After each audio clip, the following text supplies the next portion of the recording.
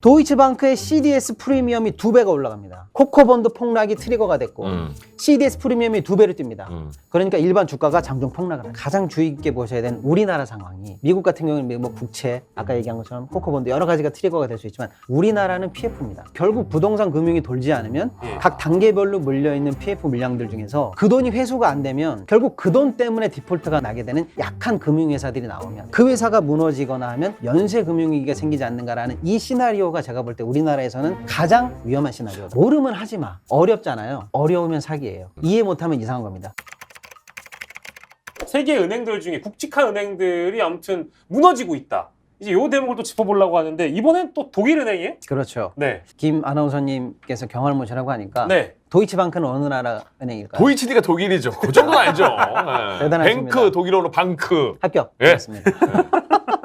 맞습니다. 오늘이 사실 우리나라 시간으로 화요일인데 지난 주말에 전 세계 금융가를 강타해서 모두를 숨 죽이게 했던 뉴스가 바로 도이치방크 소식인데요. 그 도이치방크 얘기는 일단은 결론부터 말씀드리면 살짝 진정이 됐습니다. 네. 진정이 됐어요. 근데 진정됐으면 됐지. 뭐 알아야 돼? 라고 하시겠지만 잘 생각해 보세요. 지금 매주 주 후반에 네. 주 중반에 살짝 소문이 나서 주 후반에 큰일이 나서 네. 주말에 해결되는 국제적으로 큰 뉴스들이 지금 매주 터지고 있어요. 맞네요. 네. 맞네요. 그런데 그게 조금씩 같은 듯 다른 듯 하거든요. 근데 이 흐름을 설명을 드려야 네. 지금 전 지구적인 금융 문제에 대해서 조금 이해도가 높아지실 것 같아서 예. 네. 네. 교훈이 되는 정도 얘기를 좀 추려서 네네. 전해드리도록 좋습니다. 하겠습니다. 좋아요. 일단 도이치방크 독일 네. 독일은행인데 독일의 1등 은행이에요. 우리로 치면 1등이면 국민은행이죠. 예를 들어. 중앙은행은 아닌 거죠? 그렇죠. 예. 예. 그런데 자산 규모가 어느 정도냐면은 저도 이번에 봤는데 1870조. 1870조. 우리나라 예산이 600조예요. 그러니까 어느 정도의 큰 규모를 지금 관리하고 있는지는 대충 아시겠죠? 예. 지지난주에 문제가 됐었던 CS의 3배. 엄청난 규모의 은행이죠. CS, 실리콘밸리. CS? 뭐 CS. 커스터머 서비스? 이렇게 나올 줄 알았더니 크레딧 스위스죠? 자, X표 드리겠습니다. 요건 스위스, 아니라고 스위스, 지금 스위스. PD가 요건 아니다. 지금 CS. 오케이, 오케이. 자. 도이치뱅크보다 더 큰 은행이 세계에 4개밖에 없다고 보시면 돼요. 사실상 글로벌 탑이죠. 예. 예. 지난주 금요일에 주가가 장중 20% 급락을 하고 난리가 났었어요. 예. 그러니까 이 소식이 삽시간에 퍼지니까 유럽의 다른 은행들까지 주가가 동시에 폭락하면서 금융계가 순간적으로 얼어붙었었거든요. 굉장히 쫄았었죠. 근데 그 전에 왜 그 네. 도이치방크 그렇게 큰 은행이 왜 그렇게 주가가 폭락한 거예요? 바로 그 얘기를 이제 하려고 합니다. 아. 근데 그 얘기 하기 전에 또 퀴즈를 살짝 내려고 했는데 네네. 예. 한번 가시죠. 도이치방크를 맞추셨기 때문에 네, 방금 좋아요. 제가 언뜻 든 생각이 제 고등학교 때 제2외국어 독어였습니다. 왜냐면 또 제가 방금 유럽의 여러 은행들이 약간 주식이 동시에 빠졌다라고 예. 했잖아요. 코메르츠방크도 7% 빠졌어요. 아주 중요한 은행입니다. 제가 이 얘기를 왜 드리냐면 이런 은행들도 앞으로 눈여겨 보셔야 되기 때문에. 다 기타 그것도 은행. 방크니까 그렇죠. 독일인가 보죠? 나이스. 방크니까. 방크 하나로 때려주면 네, 코메르츠방크도 7%가 네. 빠졌고요. BNP 파리바 그거 뭐 파리겠죠. 파리니까 프랑스. 파리만 있으니까 파리겠죠. 뭐. 소시에테 제네랄 프랑스죠. 예. 그다음에 UBS. UBS. 예, UBS. 스위스. 스위스. 이거는 UBS. 이거는 뭐 예. 저희 대학교 방송국 UBS. UBS? 예, 대학교 외대? 방송. 아니, 중대. 네. 자, 그래서 네, 그래서 이런 은행들이 다 5%에서 7%씩 주가가 빠졌어요. 이런 은행들 이름을 계속 기억해 주셔야 되는 게요. 메가급 은행들에서 문제가 생기면 커지거든요. 여기를 주셔야 됩니다. 예. 방금 우리 기자님 말씀처럼 그래, 알겠어. 이렇게 큰 은행인 거 알겠고 얘 때문에 휘청거렸다는 거 알겠어. 왜 흔들렸어? 네. 왜? 네, 흔들리는 이유는 간단합니다. 일단은 신뢰예요. 불안하면 빠져요. 그럼 왜 불안하냐? 이게 제가 우리나라 거랑 나중에 연결할 건데요. 불안 심리는 지금 쫙 퍼져 있죠. 예. 뭐 실리콘밸리 은행도 망한다 그러고 그렇죠. 어디도 망한다 그러고 예. 위험한 거 아니야? 한국도 위기라 그러고 심리는 깔려 있는데 이 심리에 불을 던지는 꽉 찬 연기가 자욱한 방에 성냥을 던지는 이 트리거. 네. 이 트리거가 뭐였냐면요. 그거는 트리거가 2개 순차적으로 발생했는데 예. 하나는 코코본드 사태입니다. 코코본드. 짧게 설명드릴게요. 예. 코코본드는 뭔데? 코코 아시죠? 코코. 코코요? 예. 가수? 그렇죠. 이럴 줄 알았어. 코코는 가수. 예. 이거 거의 이렇게 되면 90년대. 그 이혜영 아닙니까? 그렇지. 이혜영, 예. 큰일 났네. 코코는 가수 나오면 우린 X세대. 예. 코코본드, 컨틴전스 컨버터블 본드예요. 예. 컨틴전시, 무슨 일이 난다, 비상 상황이 생기면 바뀐다는 채권이에요. 컨버터블, 우리 바뀐다는 거예요. 그래서 무슨 일이 나면 채권이 바뀌어? 뭐지? 이런 거죠. 보통 때는 채권이에요. 채권이 뭐냐? 돈을 빌려주죠. 계산님한테 돈을 빌려주고 증서를 받아요. 네. 내가 너한테 얼마를 빌려줬음. 이게 채권이죠. 이게 채권이에요. 채권은 우리 장부에 부채로 씁니다. 갚아야 되니까. 나중에 갚아야 되죠. 네. 빌려왔으니까 갚아야 됩니다. 그러면 부채로 장부에 써 있으니까 경영상 평가를 할 때 좋은 것 같지는 않아요. 그죠? 빚이 있는 것처럼 네. 보이니까. 그런데 갚아야 되는 날짜가 엄청 길거나 거의 너무 멀어. 그러면 야 이거 사실상 안 갚아도 되는 거 아니야? 뭐 내 1년 있다 갚아야 되거나 2년 있다 갚아야 되는 게 아니잖아. 그러면 이거는 채권은 채권이지만 거의 부채 성격이 아닌 것 같아. 네 맘대로 해도 되는 것 같아. 그래서 이거는 자본에다가 장부에다 써. 예. 이렇게 하고 있는 신종 자본 증권이라는 게 나옵니다. 이게 코코본드예요. 쉽게 말하면 채권은 빚인데 예. 갚는 기간이 너무 길기 때문에 거의 자본처럼 네가 취급해도 좋아. 그러니까 네 장부에다가 자본이라고 써. 왜 이렇게 근데 길게 해줘요 그거를? 그러니까 기간을? 나도 지금 그게 그렇죠. 궁금했는데 그러니까 일단은 좋은 건 뭐냐? 내 장부에다가 빚이라고 안 써도 되니까 내 입장에서는 장부가 아주 좋아지겠죠. 자산이 많은 것처럼 보이니까 예. 땡큐 이렇게 되는 거예요. 근데 이거를 빌려준 사람 입장에서는 야 내가 너한테 받아야 될 날짜가 이렇게 멀거나 영구히 긴 채권을 내가 너한테 왜 빌려줘야 그러니까요. 돼? 라고 할 때 이렇게 얘기하죠. 그냥 채권 1년짜리, 3년짜리, 10년짜리 빌려주면 이자가 3%, 5%인데 8% 드릴게. 8% 드릴게. 그러면은 그래? 이 고이율 때문에 이 채권을 사는 사람한테는 매력이 있는 거죠. 대신에 조건이 있죠. 야 근데 진짜 영원히 안 갚을 거야? 그거는 안 되지. 아이 그건 아니죠. 갚긴 갚아요. 언제 갚을 거냐면 뭐 5년에 한 번씩 내가 살게요. 이 채권을 도로 사올게요. 콜옵션이 걸려 있어요. 콜옵션이 걸려 있어요. 갚는다. 그래서 갚아야 되는 상환일이라고 써 있지 않고 내가 도로 사올 수 있는 권리가 있어. 내가 사올게요. 예. 5년 있다 사올게. 야 근데 네 말만 믿고 네가 안 사주면 어떡할 거야? 그럼 그때 이자율을 올려. 8에서 10으로 올려. 그러면 그 이자율 무서워서 네가 사겠네. 이게 약간 만기처럼 작용하죠. 어렵죠? 어려운데 이걸 이런 설명을 들으셔야 돼. 그래서 이것은 채권이지만 자본처럼 취급되고 만기가 없지만 콜옵션을 통해서 만기처럼 운용이 되고 있다. 아닌 듯 긴 듯 아닌 듯 이렇게. 긴 듯한. 그런데 왜 이런 게 유통되는 거야? 회사 입장에서는 자본처럼 운용되니까 편하고 빌려주는 사람 입장에서는 수익이 높고 그래서 엄청나게 지금 세계에 돌아다니고 있는 전 세계 코코본드가 지금 약 357조가 돌아다녀요. 사실상 영구채 안전해. 그런데 지지난주에 망한 크레딧 스위스 CS에서 망한 CS를 처리하는 과정에서 이 코코본드를 0으로 만들었어요. 야, 네 이거 코코본드 있지? 이거 값 안 쳐줄 거야. 빵원으로 처리할 거야. 이렇게 해서 무너지기 시작하는구나. 0원으로 처리해서 넘겼거든요. 살 때 살 때 이건 안 쳐주겠다. 스위스은행 망한 스위스은행을 UBS가 인수할 인수할 때 코코본드 0원으로 처리시켰어요. 원래는 자산으로 잡힐 수 있는 거라면서요. 근데 왜 0원으로 처리했나 보더니 맨 귀퉁음하기에 혹시 회사가 망하면 상각 처리 가능함. 여기 써 있었던 거예요. 한 줄에 걸렸구나. 한 줄에 걸린 거죠. 근데 설마 이런 일이 일어나겠어? 크레딧 스위스가 망해가지고 이게 0원이 될 일이 일어나겠어? 라고 했는데 일어났죠. 그래서 22조 원이 0원이 됐어요. 자, 그러니까 유럽은행에서 유럽은행에 거래하고 있는 모든 상대방들이 가만히 있어봐. 우리랑 거래하고 있는 은행 중에서 코코본드 많이 있는 애들 좀 찾아봐. 이거 0원 되면 어떡하지?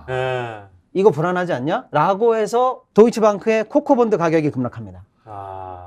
큰 사태처럼 무너지기 시작했다 이제. 그래서 도이치방크의 코코본드 가격이 급락을 하고 그러면 어떻게 되는 거야? 도이치방크 코코본드 0원 되는 거야? 어떻게 되는 거야? 라고 할 때 코코본드의 불안함 때문에 도이치방크의 불안함에 성냥불이 당겨진 거죠. 그러니까 오늘 이 두 가지만 배우시면 돼요. 코코본드가 대충 뭔지 아셨죠? 네네. 채권인데 자본 같은 이런 거죠. 설명 엄청나게 잘하시네요. 그런데 그런데- 지금 뭐 난리예요 지금. 너무 뭐 경알못도 와. 이해가 잘 된다 막 설명이. 그 다음에 아셔야 될 게 CDS예요. CDS. 무슨 뭐 프리미엄이라도 바로 하던데, 그겁니다. 뭐. 예. 다네. 대충 들은 거죠. 이게 설명은 몰라. C, 크레딧, 신용, 디폴트, 부도. 신용이 부도가 났다? 쟤 망한다는 얘기인가? 그렇습니다. 스왑, 바꾼다? 그럽니다. 그런 상품이 있어요. CDS라는 상품이 있습니다. 네. 뭐냐면 제가 금융인이 되기로 마음먹은 게 바로 이런 희한한 상품들이 저한테는 참 매력적으로 들렸어요. 어떤 회사가 망할 것 같아. 그럼 망하겠죠? 근데 나는 저 망하는 회사에 망할 것 같은 저 회사가 망한다는 거에 배팅을 하고 싶어. 배팅을 하고 싶어. 그럼 나의 배팅을 누군가는 망하지 않는다고 생각하는 애는 서로 맞배팅이 돼야 이 상품이 될 거 아니에요. 예. 네. 이런 시장이 있습니다. 어떤 회사가 망할 것 같으면 그 회사에 신용 부도가 생길 것 같아. 크레딧 디폴트가 생길 것 같아. 그래서 나는 저 회사가 망할 것 같은 데에다 배팅을 하겠어 라고 했는데 안 망할 것 같아요. 그러면 네. 누가 그 배팅을 높게 쳐주나요? 안 쳐주겠죠. 그렇죠. 그래서 망할 것 같은 회사에 진짜 망할 것 같은 상품을 사려고 그러면 이율이 엄청 올라가요. 그래서 갑자기 도이치방크의 CDS 프리미엄이 2배가 올라갑니다. 방금 잘 들어보세요. 코코본드 가격이 급락을 그래. 네. 도이치방크 이상한 거 아니야? 그래갖고 CDS 프리미엄 시장 딱 봤더니 도이치방크가 망할 거라는 상품에 걸려있는 배팅액이 갑자기 2배로 올라가는 거야. 선수들은 저기다 지금 망한다고 배팅이 들어갔구나. 뭔가 아는 애들이 저 상품에다가 배팅을 걸기 시작했구나. 이거 위험하다라고 하니까 일반 투자자들이 CDS 프리미엄까지 거래하진 않잖아요. 그러니까 일반 투자자들은 주가를 보죠. 주가가 동시에 폭락하는 거죠. 자, 코코본드 폭락이 트리거가 됐고 CDS 프리미엄이 2배로 뜹니다. 그러니까 일반 주가가 장중 폭락을 하죠. 그러니까 이제 모든 사람들이 보게 되는 거죠. 도이치방크 위기인가? 이게 삽시간에 퍼지죠. 이 흐름이 지난주 후반에 잡힌 거죠. 근데 어떻게 그거는 도이치방크가 지금은 위기가 아니라면서요, 이제? 진정이 됐죠. 진정이 된 진정된 이유는 거예요? 간단합니다. 이것은 불안했기 때문이에요. 네. CS는 위기가 있었어요. 손실을 많이 받고 또 실리콘밸리 미국 은행 같은 경우에는 국채 때문에 40% 이상 손실을 봤어요. 실제로 손해를 많이 봤네, 니네들. 근데 갑자기 도이치방크가 이렇게 불안 심리 때문에 난리가 나니까 사실은 도이치방크 자체의 어떤 신용 위험이 올라갔다든지 뭔가 손실을 봤다든지 하는 그런 직접적인 이슈는 지금 나오질 않았거든요. 그러니까 갑자기 독일 총리가 얘기하죠. 우리 괜찮아요. 아무 문제 없습니다. 내가 정부 총리인데요. 보증합니다. 이상 없어요. 그리고 실제로 여러 지표들을 까고 장부를 까보니까 도이치방크 괜찮은데? 괜찮은데? 이런 소문이 났고 심지어는 글로벌 탑 리더들 JP 모건 회장 같은 사람들이 얘기하죠. 도이치방크는 괜찮아. 그러니까 급속히 주말 사이에 안정이 됐어요. 그래서 요새 기사에 도이치방크랑 코코본드가 같이 계속 물려서 나왔구나. 그렇죠. 예. 근데 이제 왜 보셔야 되냐? 코코본드가 전 세계 320조가 돌아다니고 있는데 예. 코코본드가 불안하다고 하면 그 회사가 위험하다는 이 하나의 구조를 이제 여러분들께서 이해하신 거죠. 그러면 코코본드가 많은 은행은 앞으로 좀 위험할까? 그럴 수 있죠. 예. 당연하죠. 왜 위험해? 왜냐면 이게 코코본드예요. 네. 제가 김 기자님한테 발행을 했습니다. 여기에는 거의 영원히 안 갚아도 되는 것처럼 돼 있어요. 예. 그렇지만 5년 있다가 내가 이걸 도로 산다고 했잖아요. 그게 사실상 갚는 거랑 느낌이 비슷해요. 예. 갚는 건 뭐냐? 이거를 돈을 주고 이걸 다시 가져오면 채권 증서를 찢는 게 갚는 거죠. 똑같아요. 근데 이거를 갚는다는 표현 말고 이 증서를 내가 사올게. 예. 이게 콜옵션이에요. 똑같죠. 돈은 넘어가고 이걸 가져오고. 모든 코코본드에 콜옵션이 걸려있는 것들이 도래할 때, 네. 돌아올 때 네. 그럼 생돈을 내서 콜옵션을 행사하지 않고 예. 다른 코코본드로 바꿔버려요. 이걸 차환이라고 합니다. 모든 코코본드가 한 번에 늘 갚아지는 게 아니고요. 예. 차환을 통해서 계속 이어가요. 그러면 코코본드가 위험하다고 하면 어떻게 될까요? 차환이 어렵겠죠. 차환이 어려워요. 그럼 어떻게 합니까? 어느 순간에는 진짜로 사야 돼. 내 돈이 들어가야 돼요. 예. 네. 근데 그 돈이 들어가야 될 때 돈이 없으면 그 은행은 유동성 위기에 간다. 이런 구조도 이제 생각해 볼 수 있는 거죠. 더 나갔구나. 한번 보죠. 예. 바로 이게 우리나라 은행을 볼 때 여러분들이 생각하셔야 되는 게 여러분 기억하셔야 되는데 작년 11월에 우리나라 금융계에 또 굉장히 핫한 뉴스가 한번 있었던 게 작년 11월. 흥국생명. 네. 여기 지금 예. 댓글 중에 한우기님이 흥국생명 사태류네라고 이제 코코본드 사태를 비유를 해주셨어요. 김연경. 그렇죠. 김연경의 네. 흥국생명. 김연경. 그래서 제가 그치. 제 개인 유튜브에 오늘부터 김연경 선수 미안합니다. 한국생명 응원 못합니다. 흥국생명이 네. 코코본드를 발행했습니다. 이렇게 발행을 했어요. 발행을 그랬구나. 했어. 했으면 코코본드는 우리나라에도 있는 거예요? 우리 모든 은행이 다 발행할 수 있고 보험도 발행할 수 있습니다. 코코본드 발행을 했어요. 그럼 여기다 뭐라고 써 있냐면 5년 있다가 내가 다시 사갈게요 이렇게 써 있었어요. 높은 금리로 사올게. 다시 사갈게요. 예, 이렇게 사갈게요. 이자는 계속 주고 이거 네. 다시 사올게요. 원금 상환한다는 거죠. 그런데 작년에 흥국생명이 이거 안 산다고 그랬어요. 그럼 갑자기 김 기자님이 이거 얘가 다시 사가겠지라고 하고 있었는데 안 사간대. 뭐야 이렇게 되는 거죠. 난리가 난 거죠. 네. 그게 작년에 일어났던 상황이에요. 흥국생명이 이걸 안 사간다고 발표하면 어떻게 돼? 계속 갖고 있어야 되잖아요. 그러면 안 사가면 어떻게 되냐?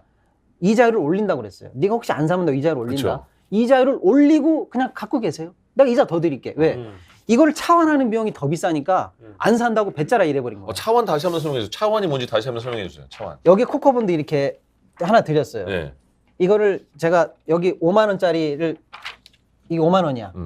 저한테 5만 원을 주셔. 네. 그리고 제가 이 코코본드를 드렸어. 예. 그리고 이자를 5,000원씩 계속 주고 있어요.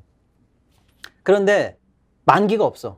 언제 갚아라라는 말 대신에 이렇게 써 있는 거야. 네. 제가 사올 수가 있게 돼 있다는 5년 있다가. 그럼 제가 이렇게 하는 거죠. 요 증서 저한테 주세요. 저한테 5만 원 드리는 거죠. 구조가 어때요? 돈 갚는 거하고 똑같죠? 네. 똑같죠? 이렇게 하면 완전히 갚아버리는 건데 네. 갚지를 않고 새 코코본드로 바꿔드릴까요? 요거는 어차피 5년 있다가 바꾼다고. 바꾼다. 이건 찾아오게 돼 있어요. 5년 있다가 콜옵션이 되게 되지. 예. 새 코코본드를 만들어. 그래서 요걸로 바꿔드릴까? 아, 바꾼다. 돈이 아니고. 그렇지. 요거를. 또 바꾼. 아니면 또는 요 코코본드를 이번에는 여기다가 발행해. 음. 여기다 발행하고 이 돈을 갖다가 이거를 차환해. 이런 식으로 코코본드가 계속 차환돼야 되는데 배짜라 하고 그냥 갖고 계세요. 이렇게 선언해버린 거죠. 이렇게 되면 야, 저 은행은 왜, 저 보험사는 왜 코코본드 상환하지 않는 거야? 돈 없어? 또는 차환 발행이 안 될 정도로 시장에서 신뢰를 잃었어? 이런 생각을 하게 되죠. 그게 불안하다는 거예요. 작년에 그래서 난리가 났는데 지금 코코본드 사태가 전 세계를 강타하고 있으니까 우리도 긴급 점검에 들어갔습니다. 현재 우리나라 은행권 코코본드 발행 잔액이 31조입니다. 예. 31조. 금융지주가 19조, 은행이 12조 해서 31조가 우리나라도 발행이 돼 있어요. 그러면 중요한 거는 코코본드 만기가 돌아오겠죠. 만기가 돌아올 때 이걸 바꿔줘야 되는데 만기가 돌아오는 상황에서 만약에 신용이 낮으면 어떻게 될까? 우리나라 은행도 도이치방크처럼 불안해지지 않을까? 라는 걸 금융당국이 지금 예의주시하고 있고 예. 신한금융이 그런 불안함이 싫은 거야. 그래서 지난주에 이렇게 선언을 해버렸어 아예. 저희는 미리 상환할게요. 돈 있습니다. 미리 상환할게요. 네. 이렇게 상환했습니다. 자, 그래서 이게 현재 우리나라 상황이고요. 이제 국제적으로 다시 한번 정리해드리면 예. 코코본드 보셔야 되고 네. 우리나라 은행도 약 30조 넘게 코코본드가 발행돼 있다. 이 부분도 지금 금융당국이 예의주시하고 있다. 예. 이렇게 보시면 될 것 같고요. 더 궁금하신 거 너무 어려워서 은행은 그럼 코코본드는 그 1금융권에서만 발행하는 거예요? 아닙니다. 보험도 발행하고요. 손해보험도 발행하고요. 다 발행할 수 있습니다. 그래서 이게 위험한 거예요. 위기 자체가 전방위적으로 확산될 수 아. 있으니까. 그래서 코코본드 사태가 뭐 이제 국외뿐만 아니라 국내에서도 하나의 위기로 자리 잡을 수밖에 없고. 그래서 제가 다음 주제로 자연스럽게 넘어가려고 네네. 하는데 PF? 잘 보시면은요. 불안한 상황에서는 방금 말씀드린 것처럼 말도 안 되는 코코본드, 말도 안 되는 CDS 프리미엄 이런 사태 때문에 불안이 결국 트리거가 돼서 금융 위기를 만들잖아요. 예. 그러면 우리나라는 뭐가 트리거가 될까를 제가 한번 연구해 봤어요. 네. 방금 말씀드린 것처럼 코코본드? 그래, 우리 금융당국하고 쭉 보니까 31조밖에 안 돼. 신한금융지주에서는 먼저 상환하겠다. 걱정하지 마십시오. 우리 돈 있습니다. 우리 불안하지 않아요. 오케이. 이런 식으로 여러 가지 우리한테도 성냥불을 당길 수 있는 트리거가 될 수 있는 거를 쭉 봤을 때 제가 볼 때는 가장 주의 깊게 보셔야 되는 우리나라 상황이 미국 같은 경우는 뭐 국채, 아까 얘기한 것처럼 코코본드 여러 가지가 트리거가 될 수 있지만 우리나라는 PF입니다. 네. 우리나라 금융기관 내에서는 제가 볼 때는 가장 트리거가 될 수 있는 게 현재 PF예요. 지금 시점이라서 그런 거예요? 그렇습니다. 네. 마침 지금 한국은행이 자료를 발표했어요. 우리나라가 PF 관련해가지고 지금 노출돼 있는 잔액이 115조예요. 115조고 보험에서 44조, 증권에서 28조, 뭐 카드 23조, 저축은행 10조, 상호금융 4.8조 해서 우리가 115조가 PF에 노출돼 근데 있는데 PF 간단하게 설명해 주세요. 그렇죠. PF 설명드릴게요.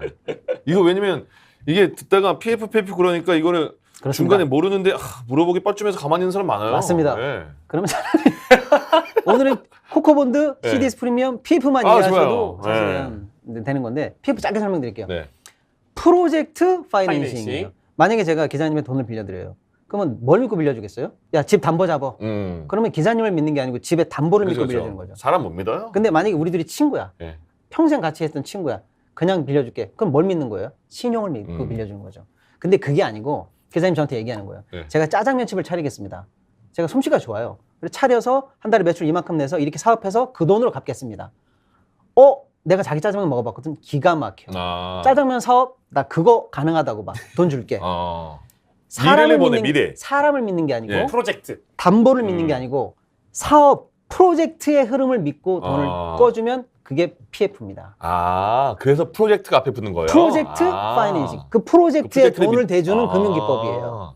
그러면 설명 언제부터 이렇게 잘했어요? 너무 잘. 감사합니다. 오, 예.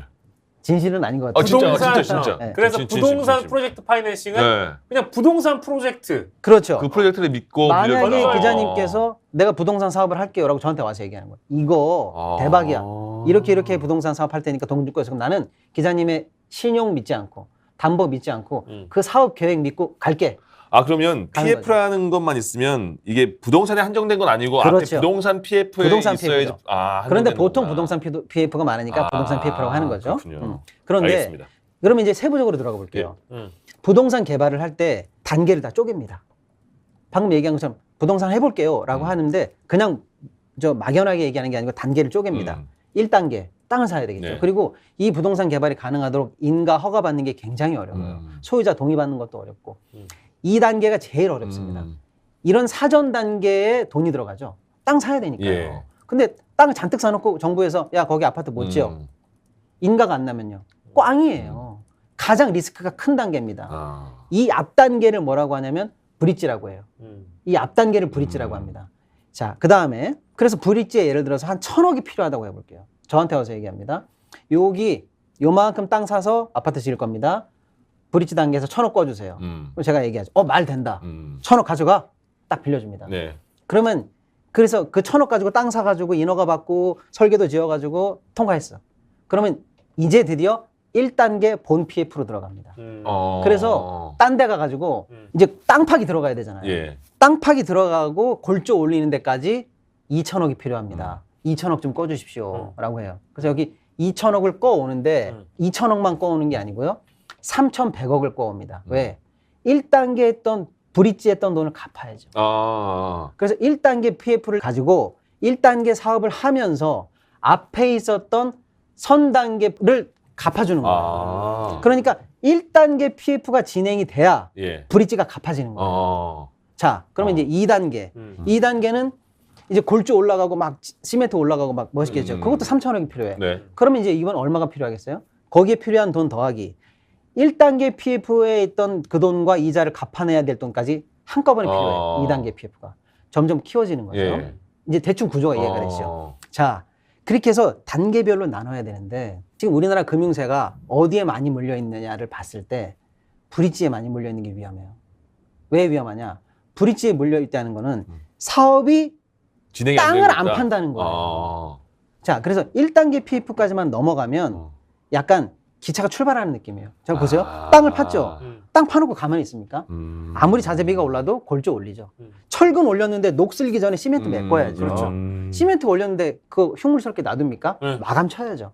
1단계 일단 공사 진행되면 일단 기차는 출발하는 건데 1단계가 넘어가지 않고 브릿지에서 멈추면 브릿지가 지금 돈이 물리는 거죠. 그런데 왜 물리냐? 1단계 출발이 왜 안 되냐? 네. 그 종착역이 미분양일 것 같으면 진행이 안 됩니다. 삽질을 안 하고 잠깐 대기. 지금 시장을 왜? 보니까 기차는 출발하면 부산까지는 5시간이면 가거든요. 그러니까 1단계 시작하면 2년이면 완공이에요. 네. 그럼 무조건 그 안에 분양이 끝나야 돼. 그쵸. 근데 2년 내에 분양이 안 될 것 같아? 미분양 잠시 대기. 잠깐 안 돼. 잠깐. 1단계 PF 멈춰! 잠시 대기. 그러면 브릿지에 물려있는 돈들이 회수가 안 되는 거죠. 예. 근데 만약에 아까 기자님이 저한테 브릿지에서 1,000억을 빌려갔어요. 네. 나는 그거 언제 갚을 건데 3달이면 인허가 납니다. 오케이. 그럼 3달 있다가 1,100억이 들어올 거라고 나는 생각해요. 그런데 1단계 진행이 안 되고 있어. 상환이 안 되고 있어요. 그럼 그 1,000억을 못 갚고 있죠. 제가 기자님이 저한테 1,100억을 못 갚으면 저의 위기입니다. 그렇게 해서 물려있는 금융사마다 1단계에 물려있는데 2단계에 물려있는데 브릿지에 물려있는데 이걸 다 조사해 보니까 위험한 데가 몇 군데 보이더라고요. 그렇게 되면 그래서 우리는 미분양으로 인한 지금 부동산 경착륙 또는 지금 원래 정부가 마지노선으로 잡은 거는 6만 2천이에요. 예. 6만 2천만 넘어도 위험하다고 했는데 지금 뭐 7만, 10만 어저께 원희룡 장관 얘기가 10만까지는 지켜보겠다고 그랬어요. 미분양 가구가 예. 그 정도까지 넓어지면 결국 부동산 금융이 돌지 않으면 각 단계별로 물려있는 PF 물량들 중에서 그 돈이 회수가 안 되면 결국 그 돈 때문에 디폴트가 나게 되는 약한 금융회사들이 나오면 그 회사가 무너지거나 하면 연쇄 금융위기가 생기지 않는가라는 이 시나리오가 제가 볼 때 우리나라에서는 가장 위험한 시나리오다. 그래서 부동산 PF 기사 나올 때 금융기관 이 PF 연체료에 대해서 나오는 거군요. 그렇죠. PF가 지금 어디가 연체되고 있어? 왜 브릿지에서 멈췄어? 왜 1단계로 안 넘어가? 그래서 저희가 몇 주 전에 했던 것처럼 예. 대구에서 대구건설 같은 초우량 불지의 기업이 돈을 물어주고라도 브리지에서 빠져버려요. 발 뺀 거죠. 발을 빼버려. 한 400억 주고 빼버리죠. 맞아. 그 정도로 1단계로 안 나가? 이거 그 정도야 지금. 아. 뭐 이런 위기가 가장 위험한 상황이죠. 야, 그러니까 이제 부동산 프로젝트 파이낸싱이 저도 이제 짧은 지식입니다만 이게 무서운 게 건설사가 사실 뭐 자기 돈으로만 건설하지 않고 금융권이나 비은행권에서 이제 돈을 끌어가지고 이걸 이제 하다 보니까 뭐 이제 미분양으로 만약에 넘어지면은 이제 뭐 그 건설 경기 자체가 이제 추가적으로 이제 쫙 무너져 버리니까 그렇죠. 이런 사태가 뭐 사실 이번에만 있었던 게 아니라 우리는 또 그때 2010년인가 저축은행 그럼요. 사태 때도 이제 비슷한 일이 있었기 있었죠. 때문에 예. 이 굉장히 위기감을 느껴야 되는데 좀 안이하게 보고 있다. 네, 우리 그래서- 정부가. 예. 아. 지금 시장에서 조사는 많이 해서 네. 하고는 있는데 제가 볼 때는 이 시나리오에 대해서 더 강력한 스트레스 테스트가 필요해요. 이 스트레스 테스트가 뭐냐면 이런 일이 생기면 어떻게 될까라는 모의 시험 같은 거죠. 그렇죠. 위기에 대해서 네. 모의고사를 많이 보는 거예요. 근데 제가 볼 때는 정부는 충분하다. 지금 다 보고 있다. 뭐 물량도 보고 있고 어디 뭐 만기 이거 다 보고 있고 네. 여차하면 들어갈 수 있는 이런 비상 계획도 하고 있다라고 네. 말은 합니다. 네. 부족하다는 건 아니지만 제가 볼 땐 더 해야 됩니다. 네. 더 강도 높은 테스트 통해서 네. 여기를 잡아야 돼요. 네. 이건 저희 사견인데 왜냐하면 우리나라에서 일어날 수 있는 트리거, 미국에서 일어날 수 있는 국채 문제, 뭐 중국에서 일어날 수 있는 지방 공기업의 뭐 붕괴 문제, 유럽에서 방금 말씀하신 코코본드 네. 이런 것처럼 우리나라의 트리거는 PF가 될 가능성이 많아요. 자, 마지막으로 디저트. 디저트. 권도영. 아, 권도영 예. 디저트 한번 가시죠. 권도영 이 사람 어떻게 되는 겁니까? 건도형 아주 그냥 권도영. 코인 하세요? 안 해요. 저도 안 합니다. 안 하세요? 예. 저도 안 합니다. 네. 예. 근데 시간이 없기 때문에 짧게 말씀드리면은 테라, 루나라는 코인을 만들어 가지고 뭐 세계적으로 뭐 네이버보다도 돈을 많이 모았던 네이버 시총보다도 규모가 컸었던 코인이 영원이 됐어요. 엄청나게 전 세계에 파문을 일으켰던 권도영이 지금 유럽에서 체포가 됐습니다. 예. 그래서 이제 미국에서도 8개 혐의로 현재 기소한 상황이고 우리 네. 검찰도 쫓고 있는 상황이고 건도형 내놔 다 이러고 있는 거잖아요. 그렇죠. 뭐 싱가포르까지. 싱가포르에서도 내놔라 하는 중이고 몬테네그로에서는 일단 위조 여권을 썼으니까 너는 공문서 위조범이니까 이거는 일단 우리나라에서 재판받아. 서로 재판하고 싶어 하는 이런 거예요. 상황입니다. 그냥 근데 시간이 없으니까 제가 짧게만 말씀드릴게요. 이런 상황인데 근데 이 자세한 내막을 좀 아셨으면 좋겠는데 전 결론부터 말씀드릴게요. 모르면 하지 마. 제가 늘 주위에 있는 분들한테 말씀드려요. 코인을 코인 말하는 아니 거예요. 코인이고 뭐고 간에 모르면 아예 하지 그냥 마. 모든 거에 주식도 하지 마. 대해서 모르면 하지 마. 왠지 적금도 하지 마. 모르면 하지 마. 왠지 다 하지 마. 모르면 사람 모르면 사귀지도 마. 야, 하지 마. 왠지 아세요? 네. 어렵잖아요. 어려우면 사기예요. 이해 못하면 이상한 겁니다. 제가 금융 전문가잖아요. 우리 네. 회사 내부에서도 검토할 때 신상품 검토하고 뭐 이런 복잡한 파생 이런 거 해보겠다고 막 설명하잖아요. 그럼 그런 내부 통제 검토하거나 리스크 매니징 하는 데서 뭐는 줄 알아요? 야, 너 왜 이렇게 복잡해? 똑바로 하는 거야? 우리도 이런 얘기 하는데 예. 사기치지 마. 똑바로 해. 우리도 농담 반 진담 반으로 이런 얘기 하는데 보통 분들은 모르면 이상하다고 생각해야 되는데 모르면 혹해. 제가 간단하게 설명드릴게요. 테라 루나 코인 가지고 지금 난리가 난 건데 테라 코인은 뭐냐면 가상화폐라고 그래서 뭐 그냥 잡히지 않는 뭔가가 있다는 거죠. 거기에 투자하면 된다는 거예요. 그런데 그게 가상이니까 도대체 가치가 올랐다 내렸다 이거 뭐 하루에 뭐 천당 가지고 왔다 갔다 하는데 이거 어떻게 믿고 살아? 그러니까요. 라고 하는 것 때문에 못 믿으세요? 내가 믿게 해드릴게. 이렇게 해가지고 그 코인과 다른 실물 자산을 연계시키는 코인들이 나오기 시작해요. 이른바 스테이블 코인이에요. 이거는 좀 안정적이지 않아요? 라고 팔겠다는 거예요. 그게 뭐냐? 달러하고 연계. 이거 1달러하고 비슷해요. 이런 코인들이 나오기 시작했어요. 우리는 이거 가상자산이지만 안정된 자산하고 연결이 돼 있어요. 근데 그렇게 말하는 애들은 대부분 달러 하나, 코인 하나를 갖고 있어야 됩니다. 그 달러가 은행에 있어야 돼요. 달러 하나 가지고 코인 하나를 계속 같이 가고 있으면 비슷하겠죠. 이걸 패깅이라고 그래요. 같이 못이 박혀 있는 거예요. 그런데 얘가 테라라는 코인을 만들면서 스테이블 코인이라고 하면서 1달러하고 가치를 패깅한다고 했는데 달러하고 패깅한 게 아니고요. 다른 자매 코인 루나를 만듭니다. 잘 들어보세요. 이상하지 않아요? 이상하죠. 달러하고 매칭한다고 하면서 다른 코인을 1달러와 만들어서 전혀 모르는 루나랑 루나를 만들어서 얘네 둘을 알고리즘으로 조종하면서 이거를 팔는데 이게 1달러하고 안 맞으면 이거랑 매칭해주고 이거를 팔면서 이게 1달러랑 안 맞으면 이거랑 매칭해주면서 둘 다 지대권입니까 또? 바로 그겁니다. 네. 이 알고리즘에 사람들이 혹해가지고 아주 혁신적인 코인이 나왔다라고 하는데 너무 어이없는 게 뭔지 아세요? 둘 다 이거랑 이거를 서로 매니징하면서 조종하면서 1달러를 맞춘다는 혁신적인 아이디어처럼 보였는데 둘 다 무너질 거라는 생각을 안 해본 거예요. 네가 예상하면 여기서 꺼오고 여기서 하면 여기서 꺼올게. 그 혁신적인데? 라고 했는데 근데 둘 다 무너진다는 생각은 왜 안 했냐는 거예요. 그런 상황이 벌어졌어요. 그래서 둘 다 가치가 한꺼번에 무너지면서 패깅이 깨지고 난리가 난 사건이죠. 쉽게 설명드리면. 그러니까 근데 이 쉬운 설명을 제대로 이해하지 못한 분들이 그 루나에 물려서 그게 한때는 뭐 이제 그 코인 세계에서는 시총 뭐 몇 위까지 했던 네. 그런 코인인데 엄청나게 많은 피해자가 양산된 거잖아요. 네. 아무튼 그 권도형. 네. 예. 그래서 이 양반을 그 이제 각국에서 뭐 지금 몬테네그로는 아직 못 보내준다. 네. 막 이러고 있는 입장이니까. 그러니까 저는 이렇게 말씀드리고 싶어요. 뭐 늘 권도형 하면 나오는 게 뭐 대원외고를 졸업하고 네. 미국 스탠포드에서 컴퓨터를 했고 안 뭐 돼, 안 돼. 마이크로소프트에서 일했고 애플에서도 없어. 일했고 뭐 천재적인 뭐로 통하고 그래서 이런 혁신적인 이런 미사여고 사실 들어보면 무슨 얘기인지 모르는 얘기. 결국 알고리즘으로 맞춘다. 그게 뭔데? 이런 거가 제발 위험하다고 생각해 주셨으면 좋겠습니다.